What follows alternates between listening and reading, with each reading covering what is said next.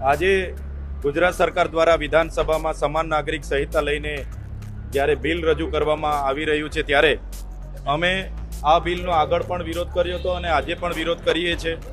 આદિવાસી સમાજને આ બિલમાંથી બાદબાકી કરવામાં આવી છે એવું જણાવવામાં આવી રહ્યું છે, છતાં અમને ભીતિ છે, સામે ચૂંટણી છે એટલે કદાચ આદિવાસી સમાજને સમાવેશ નથી કર્યો, પણ આવનારા દિવસોમાં ચોક્કસ એમાં સુધારાના ભાગરૂપે આદિવાસી સમાજનો એમાં સમાવેશ થશે। આપ સૌ જાણતા હશો જે પ્રકારે એક વર્ષ પહેલા સમાન નાગરિક સંહિતાની કમિટી જ્યારે જિલ્લા કક્ષાએ સામાજિક, રાજકીય, ધાર્મિક અને તમામ પ્રકારના આગેવાનોની જ્યારે અભિપ્રાય લેવા માટે આવી હતી ત્યારે ગુજરાતમાં 80% જેટલા લોકોએ આનો વિરોધ નોંધાવ્યો છે।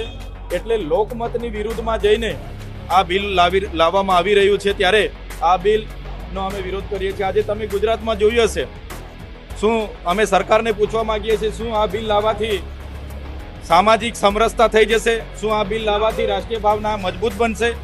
તો સરકાર પાસે એનો જવાબ નથી। સરકાર માત્ર ને માત્ર ચૂંટણીમાં જે લઘુમતી સમુદાયો છે એમને ટાર્ગેટ કરીને આવનારી ચૂંટણીમાં હિન્દુ મુસ્લિમ કરવા માટે આ બિલ લાવી રહી હશે એવું અમને લાગી રહ્યું છે।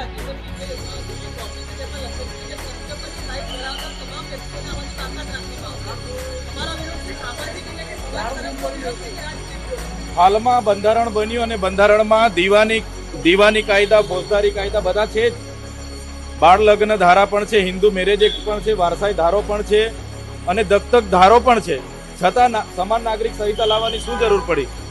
આપણા દેશમાં વિવિધતામાં એકતા એ જ આપણી ઓળખ છે અને બંધારણ આપણા તમામ ધર્મ, જ્ઞાતિ બધા જ લોકોને પોતાના વ્યક્તિગત કાયદા અને સામાજિક કાયદાને બંધારણે પ્રાવધાન આપ્યું છે, મૂળભૂત અધિકારોમાં પણ પ્રાવધાન છે।